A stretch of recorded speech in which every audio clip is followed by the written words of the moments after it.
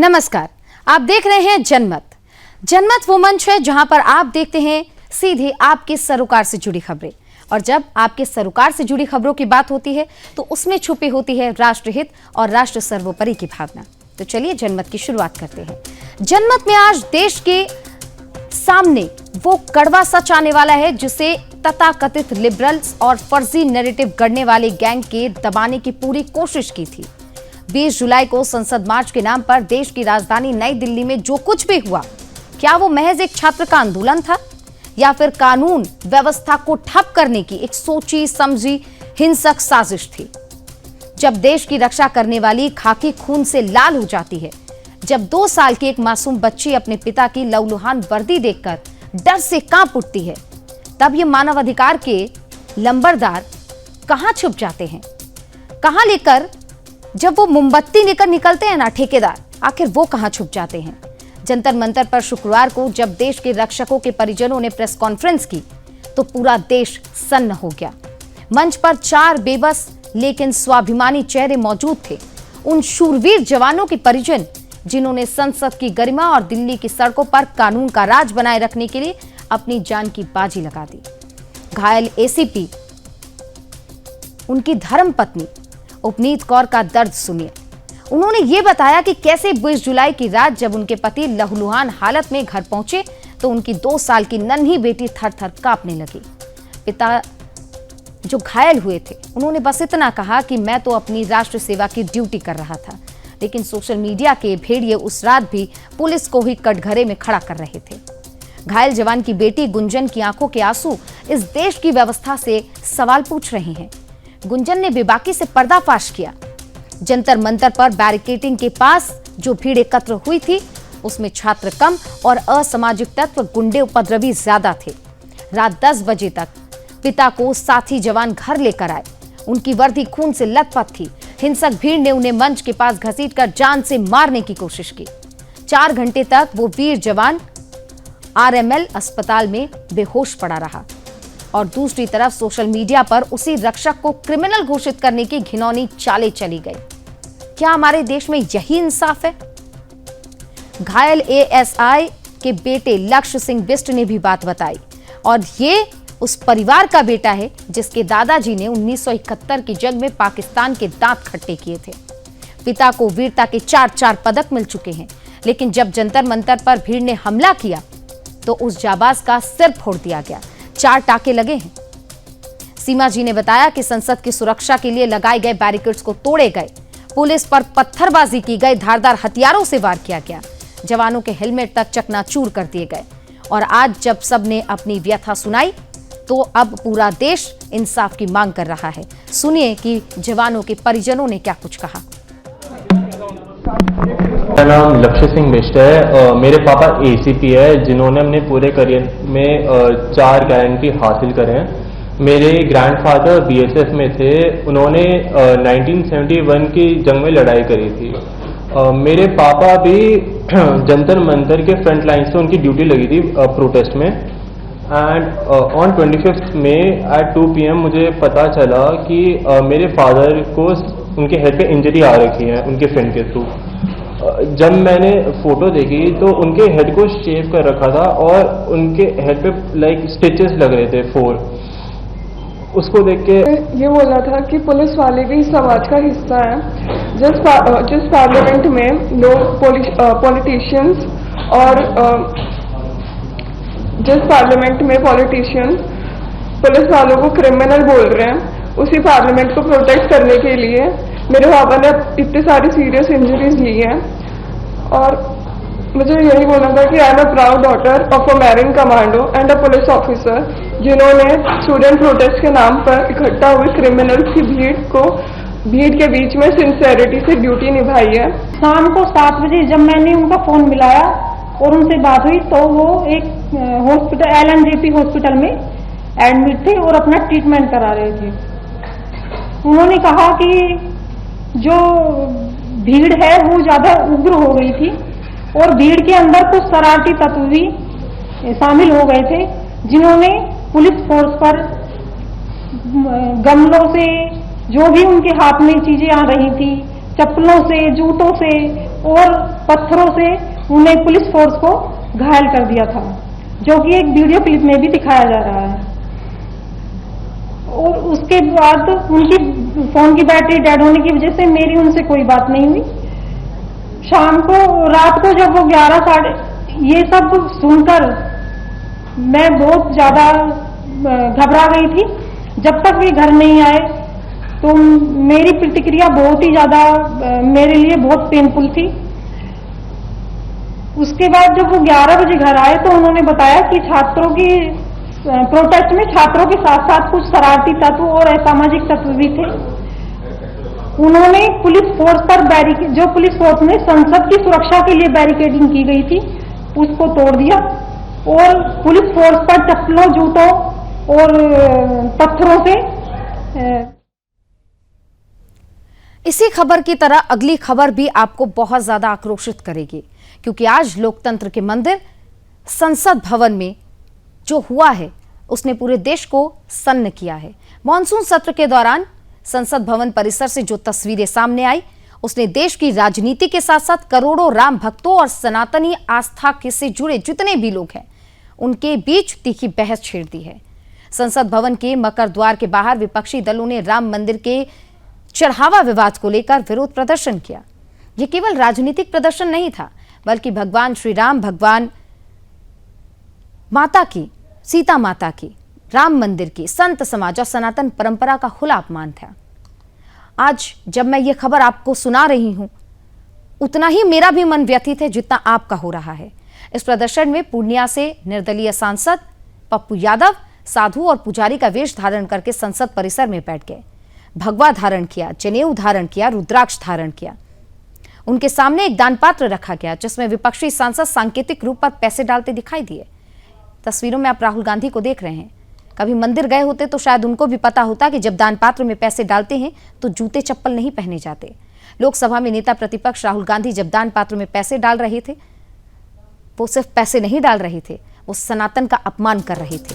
इसके बाद पुजारी बने पप्पू यादव ने उन पैसों को अपनी जेब में रख लिया, कथित तौर पर चोरी दिखाने की कोशिश।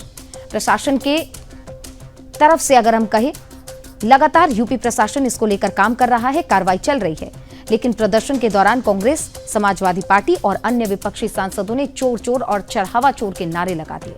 विपक्षी का कहना है कि यह प्रदर्शन राम मंदिर के चढ़ावे को लेकर लगाए गए जा रहे थे और जो आरोप लगाए गए उनका एक विरोध था, लेकिन ये बेहद ही आपत्तिजनक घटनाक्रम है। संसद जैसे सर्वोच्च लोकतांत्रिक मंच पर साधु संतों का वेश धारण करके इस तरीके का प्रदर्शन करना क्या करोड़ों हिंदुओं की धार्मिक भावनाओं को ठेस नहीं पहुंचाता? जबकि एक फैक्ट की बात आप भी सुनिए, 8 लोगों की गिरफ्तारी हुई है, लेकिन उनमें 8 लोगों में कोई भी मंदिर का पुजारी नहीं है, कोई भी भगवान रामलला का सेवादार नहीं है। ये वो लोग अरेस्ट हुए हैं, उन लोगों ने ये घपला किया है जो पैसा गिनने का काम करते थे। बस बीजेपी नेताओं का कहना है कि राम मंदिर देश की करोड़ों लोगों की आस्था का केंद्र है। उनके पुजारी, संत और चढ़ावे का इस तरीके से अपमान करना बर्दाश्त नहीं किया जाएगा। बीजेपी नेताओं ने कहा कि कांग्रेस, समाजवादी पार्टी और उनके सहयोगी दल पहले भी राम मंदिर आंदोलन का विरोध करते रहे और अब जब मंदिर बन चुका है तो राजनीतिक लाभ लेने के लिए उसी आस्था को निशाना बना रहे हैं। बीजेपी का यह भी कहना है कि जब राम मंदिर निर्माण का संघर्ष चल रहा था तब इन दलों ने कभी सहयोग नहीं किया, बल्कि कानून और राजनीतिक स्तर पर लगातार विरोध किया। अब संसद परिसर में किया गया यह प्रदर्शन उसी मानसिकता का विस्तार है। इस मामले को लेकर गाजियाबाद के लोनी से जो विधायक है बीजेपी के नंदकिशोर गुर्जर, उन्होंने लोकसभा अध्यक्ष ओम बिरला को पत्र लिखकर सांसद पप्पू यादव की लोकसभा सदस्यता रद्द करने और उनके खिलाफ कानूनी कार्रवाई की मांग की है। कई बार ऐसा होता है, जब भावनाएं आहत होती हैं तो आम जनता भी कई बार केसेस डालती है, लेकिन देश का कानून कुछ ऐसा है कि अगर संसद परिसर के अंदर कुछ ऐसा कृत्य हो जाए जो आपको ना भाए, जो आपकी भावनाओं को ठेस पहुंचाए, तो आप उस पर केस भी नहीं दर्ज कर सकते।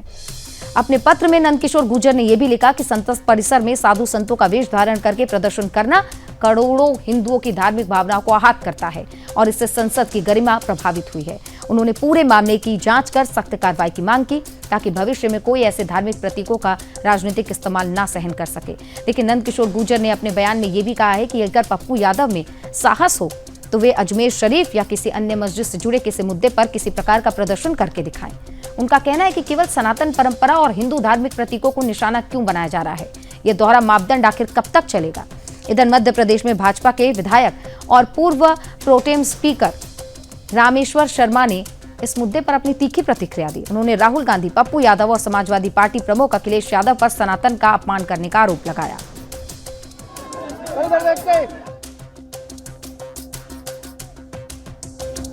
बात कर रहे थे पप्पू यादव के नौटंकी की। इस तरीके का ये जो पूरा कृत्य हुआ है उसके बाद से कई प्रकार की प्रतिक्रियाएं भी सामने आ रही है। साधु संत खासा नाराज और आक्रोशित नजर आ रहे हैं। कुछ बयान भी इस पर सामने आए हैं, पहले प्रतिक्रिया सुनिए।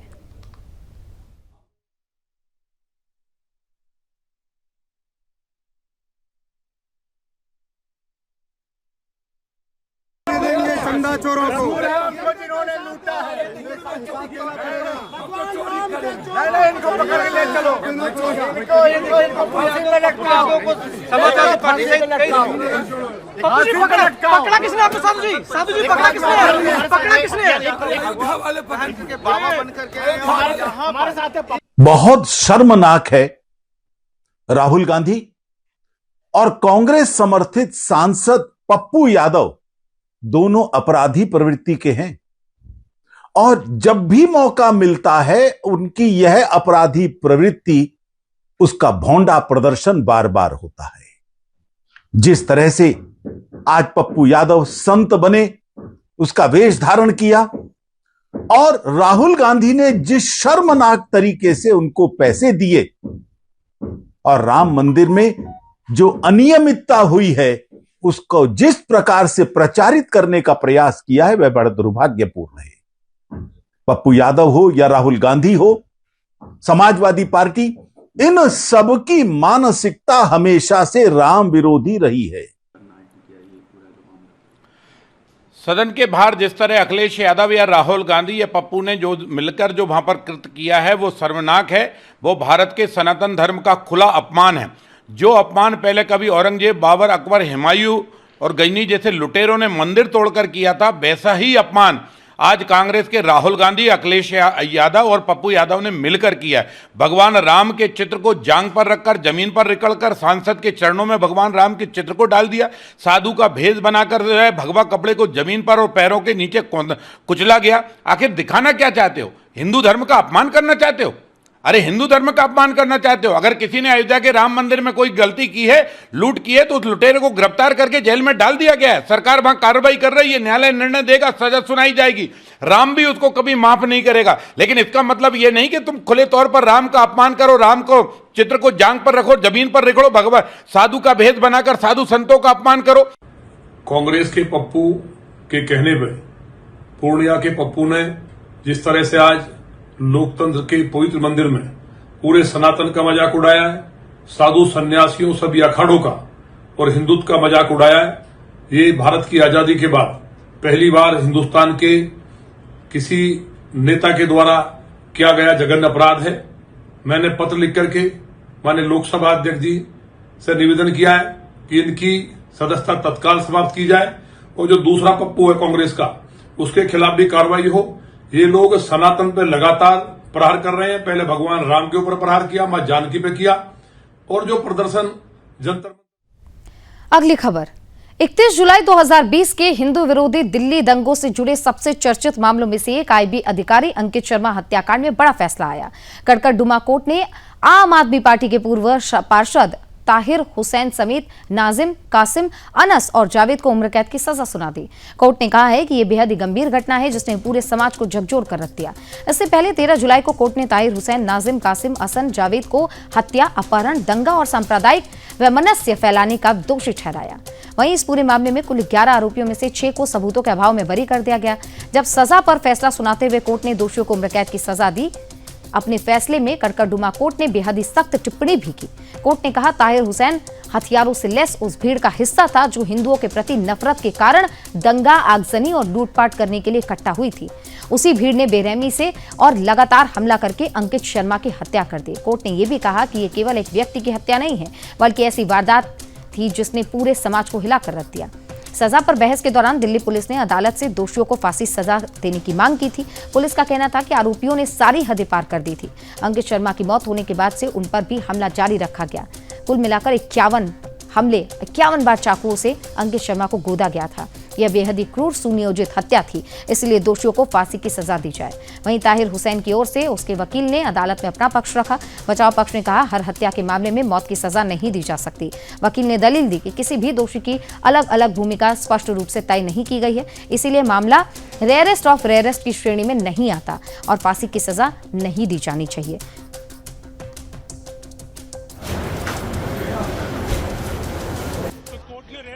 रेयर ऑफेंस को माना है, लेकिन ये नहीं कहा कि इन एक्यूज के ऊपर कोई ओवर एक्ट प्रोसिक्यूशन प्रूव कर पाया है और यहाँ पे कोई पॉसिबिलिटी रिफॉर्म की नहीं है। इन सब चीजों का कंसिडर करते हुए कोर्ट ने लाइफ टाइम पनिशमेंट दिया है। ताहिर हुसैन ये भी कहा कि वो हाई कोर्ट में अपील करेंगे, इसके खिलाफ जाएंगे। देखो, सबका राइट है, जो भी कन्विक्ट है उसका राइट है अपील फाइल करने का।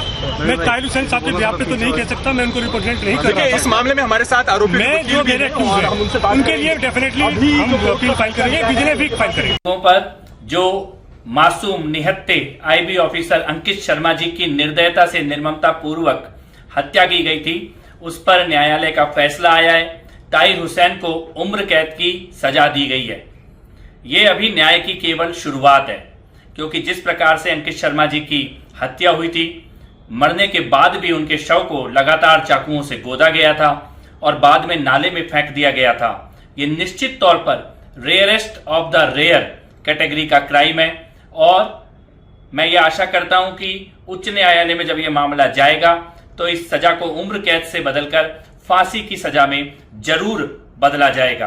देखिए, ताहिर हुसैन समेत 5 लोगों को अभी आजीवन कारावास की सजा तो सुनाई है, लेकिन इसमें अभी कई पेच हैं।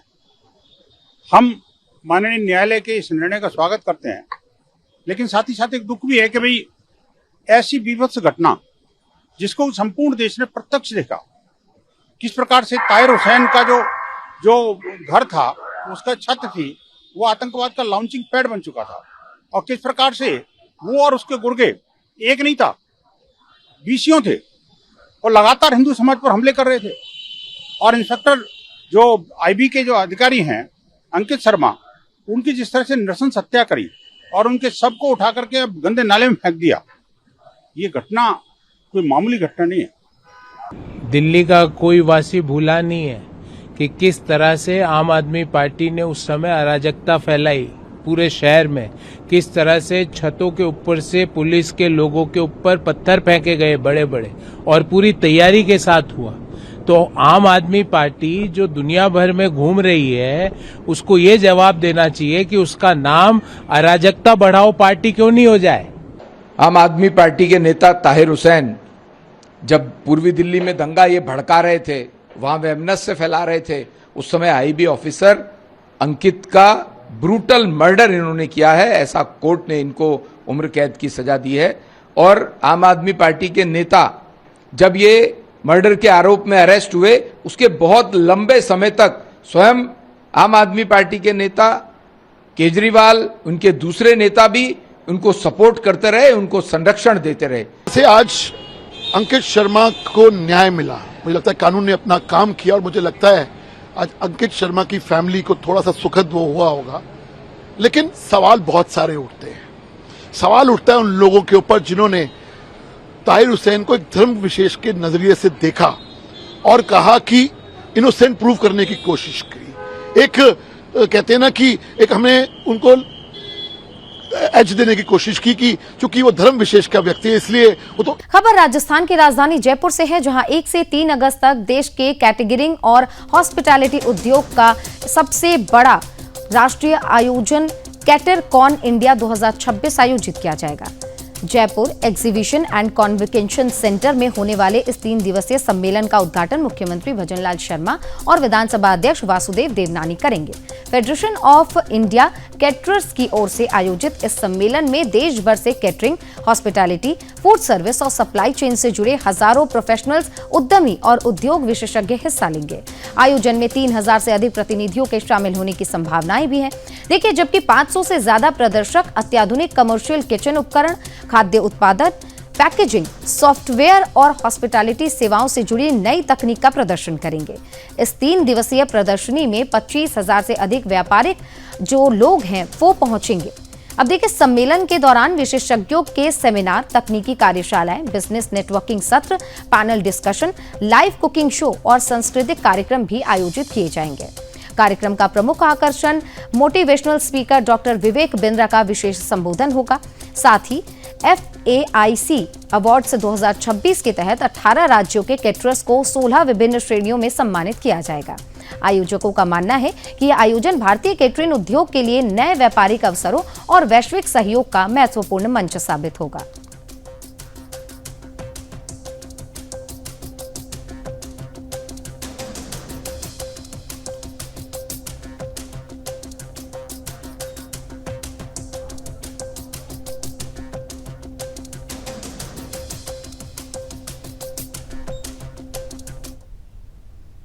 जनमत में आज के लिए बस इतना ही। सुचित्रा गुप्ता को दीजिए आज्ञा। नमस्कार।